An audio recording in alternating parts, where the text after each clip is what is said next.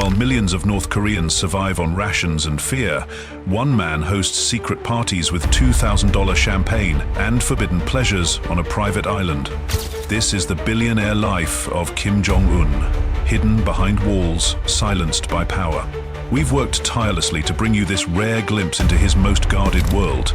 So if you appreciate the effort and want more untold stories like this, please subscribe to support the channel and help us keep uncovering the truth.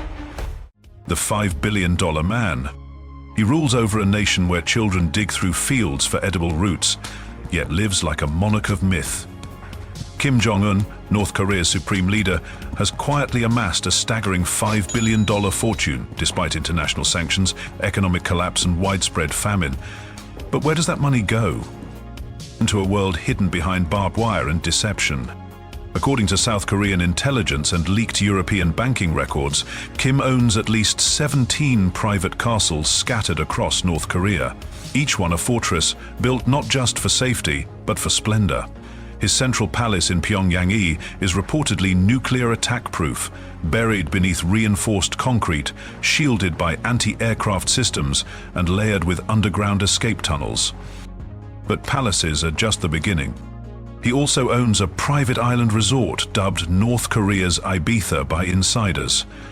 This isn't a rumor.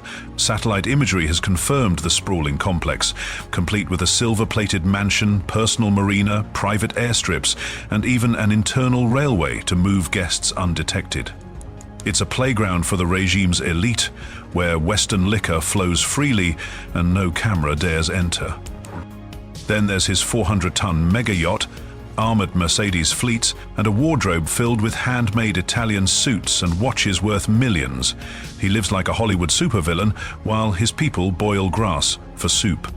The United Nations reports that over 60% of North Koreans live below the poverty line. Many lack clean water, electricity is rationed.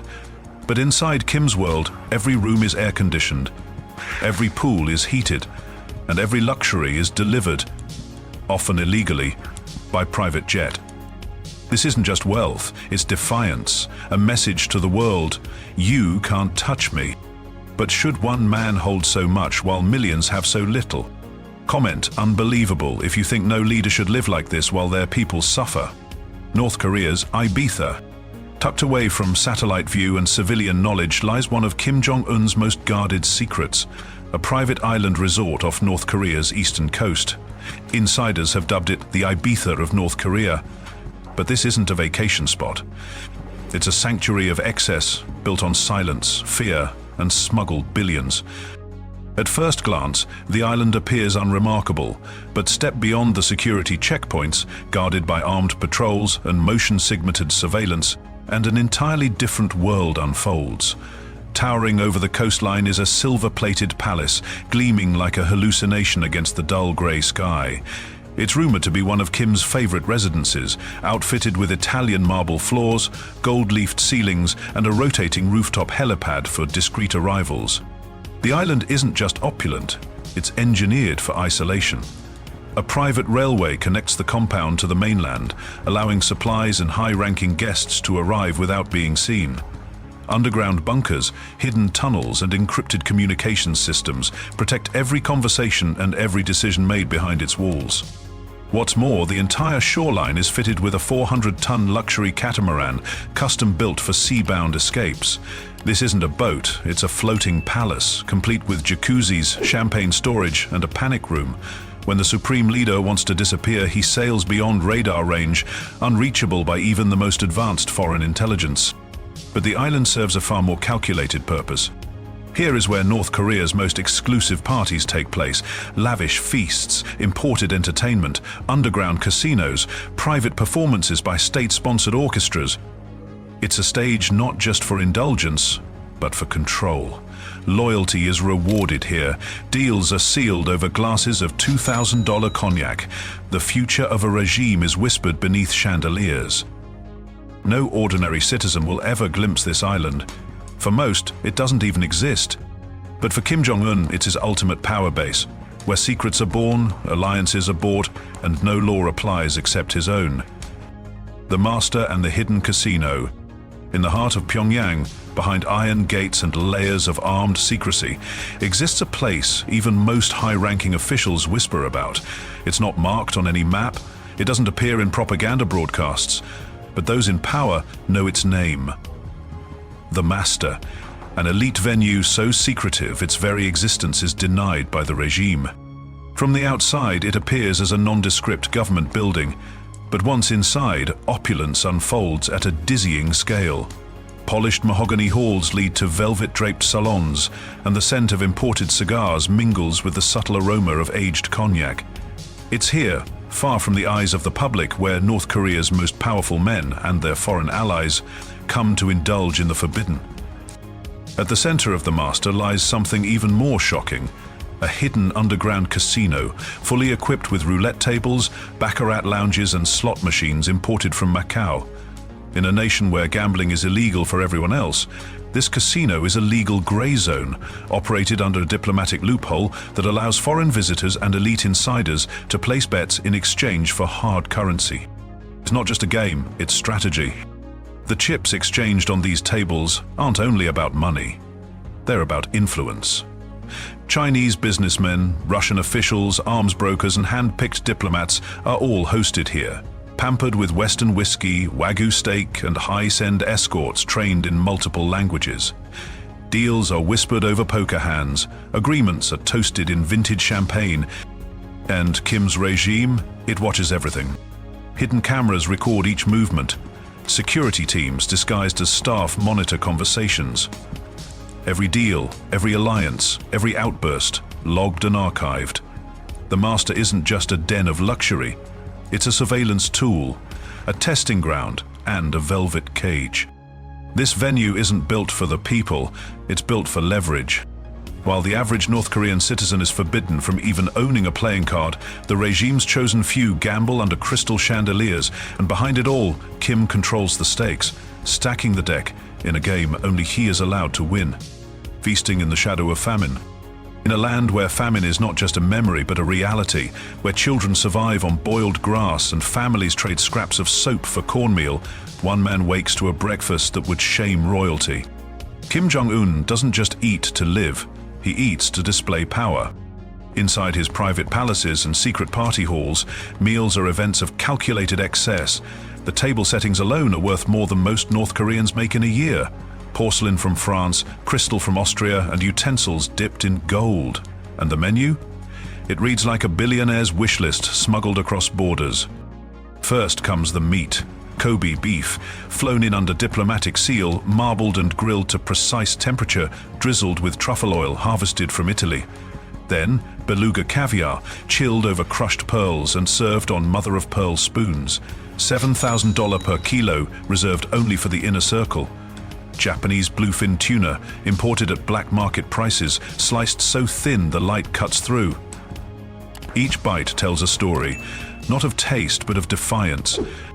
Sanctions ban the import of luxury goods, and yet these dishes arrive weekly through underground routes. Smuggled by Chinese intermediaries, rebranded by foreign shell companies, and cleared by North Korean customs with a wink. Every dish that hits the plate is a victory over international pressure, a middle finger to the outside world. While civilians queue in silence for government-issued cabbage soup, Kim dines in silk robes, surrounded by generals in tailored suits, their faces lit by chandeliers worth hundreds of thousands of dollars. They raise crystal glasses filled with $2,000 cognac, a liquor so rare it never sees the shelves in Pyongyang's capital stores, because those stores are for display, not for use. Desserts are no less indulgent: French eclairs, Belgian truffles, Persian saffron ice cream, all of it curated by personal chefs trained abroad, all of it guarded like national secrets. To Kim, every meal is more than nourishment. It is ritual, performance, and politics served on silver platters.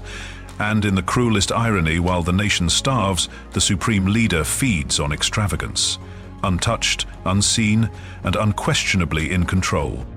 The pleasure squad: beauty, power, and control. Behind the palace walls of North Korea's ruling elite lies a secret institution cloaked in velvet and silence, one that merges tradition, obedience, and staged luxury. It's known in whispers as the Pleasure Squad. a state-run ensemble of young women selected not just for their appearance, but for their role in projecting power. The women are reportedly chosen through an intense, state-led process.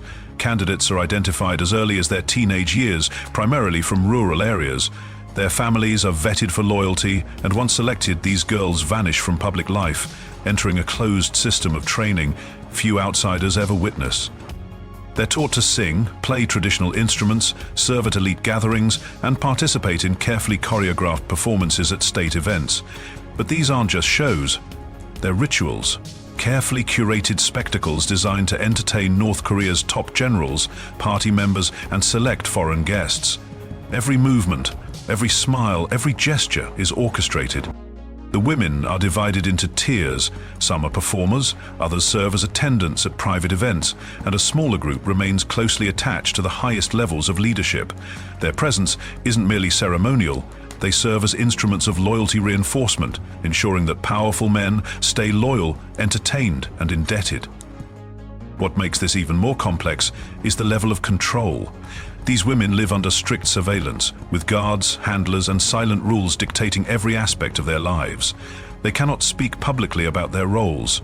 Many are retired from the program by their early 20s, often reassigned to state marriages or diplomatic households, vanishing into North Korea's social maze. To the outside world, it seems surreal, but inside the regime, this system reflects a calculated effort to maintain dominance, not only through military might, but through social performance. It is not just about tradition or beauty, it is about command, precision, and ensuring the aura of the supreme leader remains untouched. Comment "controlled beauty" if you believe this hidden tradition reveals more about power than privilege. Guests of the dictator. In a nation where outside influence is tightly controlled and foreign presence is rare, a select few are welcomed, not through public ceremonies, but through guarded doors and whispered invitations. These are the guests of the supreme leader, individuals granted access to the most private side of Kim Jong Un's world. Some arrive from neighboring countries, business representatives, political envoys, or cultural ambassadors. Others come from the world of sport or entertainment, like the now famous visit of former NBA star Dennis Rodman. Their arrivals are often kept quiet, their movements unseen by the public. But inside the private halls of Pyongyang, or the coastal retreat known as North Korea's Ibiza, they are met with grand displays, orchestras, gourmet dining, and curated experiences designed to impress. These visits serve a deeper purpose than mere hospitality. They are carefully orchestrated performances of power and prestige. By showcasing the wealth, control, and exclusivity of the regime, Kim Jong Un turns each interaction into a form of soft influence. Conversations unfold over crystal glasses and polished wood tables. Smiles are exchanged under chandeliers. Trust is built, not through policy, but through spectacle. Inside these gatherings, foreign guests often witness a version of North Korea that few others ever see. Technological sophistication, cultural refinement, and tightly managed warmth. It is a stark contrast to the images shown in global media, and that's the point. These meetings are as much about perception as they are about politics. Everything is rehearsed, every word is chosen, the environment is controlled down to the lighting and temperature. And though the guests may never realize it, their presence helps reinforce the internal narrative of the regime, that even powerful outsiders travel to meet the supreme leader on his terms. The most important outcomes of these visits rarely make headlines. They happen in private. Handshakes over closed agreements, silent nods toward future cooperation, and favors exchanged with no paper trail. For Kim Jong-un, it's diplomacy without declaration. Alliances are shaped not in embassies, but in palaces. And when the guests return home, they leave behind more than just memories. They leave stories that the regime carefully crafts into its global image, one where the supreme leader is not just feared, but sought after. Behind the velvet curtain, security and secrecy. Beneath the gold-threaded curtains and marble staircases of Kim Jong-un's private world lies something far more carefully constructed than luxury. A sprawling system of security designed to shield, confuse, and intimidate. From the moment he took power, the supreme leader's movements have been shrouded in secrecy. His personal residences, 17 in total, are not just opulent compounds. They are strategic fortresses, each outfitted with multi-layered defenses. Armed checkpoints, patrol dogs, and electronic fencing are only the beginning. Around some estates, aerial images have revealed perimeter zones laced with pressure signet systems, not just to stop intruders, but to delay and disorient. Access routes to these homes are purposefully confusing. Some driveways stretch for miles, others dead-end into decoys. Beneath the surface, underground tunnels connect buildings, offering escape or redirection in the event of a breach. Each tunnel is equipped with oxygen recycling systems and multiple sealed exits, technology often reserved for military use. But the most telling part of Kim's world is not what's visible, it's what is hidden. Inside his main palace in Pyongyang, rooms are lined with acoustic shielding to block unwanted surveillance. Light fixtures double as signal jammers. Secure elevators descend to private chambers shielded by biometric locks and rotating security staff. Even within his inner circle, few know the full layout of these compounds. His vehicles follow similar patterns of unpredictability. Convoys often split in multiple directions. Decoy cars are deployed ahead of time. The supreme leader rarely uses the same route twice, and sometimes his official motorcade is seen moving while he remains at home. This obsession with control comes from a deep-rooted awareness that in a world built on hierarchy, loyalty can shift quickly. The precautions are not signs of fear, but of calculation. They are systems built not just to protect a leader, but to maintain the illusion of omnipresence and invincibility. In Kim Jong Un's world, no detail is accidental. Even silence is designed. Every hallway echo, every locked door, every mirrored ceiling, carefully engineered to reinforce one truth. That access is a privilege, and secrecy is power. The hidden purpose why these parties exist. At first glance, Kim Jong Un's private gatherings may seem like extravagant escapes, filled with music, rare cuisine, and imported luxuries. But behind the spectacle lies something more deliberate, a strategic ritual of influence and control. These events are not casual social functions. They are carefully curated forums for North Korea's most powerful individuals, generals, ministers, and loyal allies, each invited based on favor, not rank. Attendance signals more than inclusion. It signals allegiance. Inside these gatherings, every detail matters. From who sits closest to the supreme leader to who's asked the least questions, behavior is watched as closely as words. Each gesture is a test of loyalty. Policy isn't always shaped in boardrooms. In North Korea, it often begins over crystal glasses and whispered conversations. Approvals are given, promotions are hinted, and those whose loyalty wavers may simply vanish from future guest lists. The gatherings also reinforce dependency. Surrounded by rare wine, European desserts, and private performances, guests are reminded who controls access to privilege.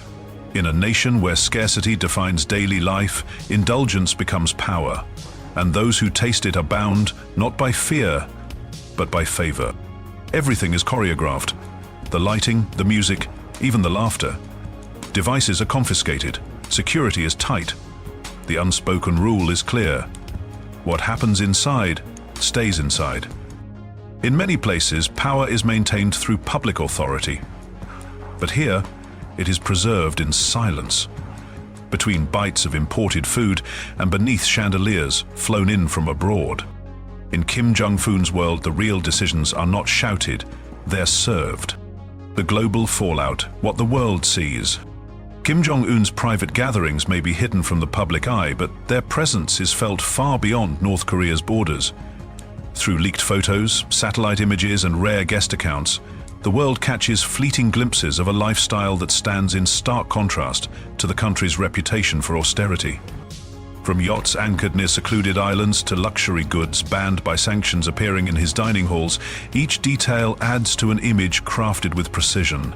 And that image sends a message, not just to North Korea's elite, but to foreign powers watching closely. In global politics, optics matter, and these gatherings, while intimate, are a form of soft influence. Inside North Korea, they reinforce the idea of absolute control. Outside, they provoke concern, curiosity, and reassessment. Diplomatic observers and global analysts debate the intent. Are these displays of strength or calculated defiance? Every chandelier, every foreign visitor, every rumored casino chip becomes part of a broader narrative, one that positions the regime as self-reliant, unreachable, and immune to outside pressure.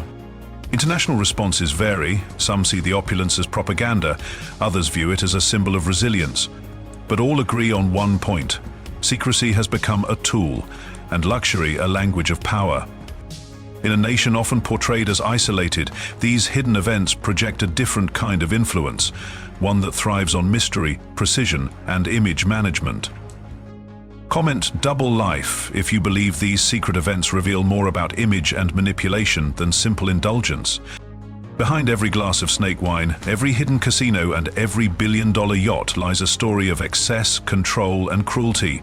Kim Jong Un's secret parties aren't just luxury, they're tools of power, masked in pleasure. While his people struggle, he feasts behind gold-plated doors. If this story opened your eyes or left you speechless, don't let it end here. Like this video, subscribe to our channel, and share it with someone who needs to know what's really happening behind the curtain of power. Your support helps us reveal what others won't.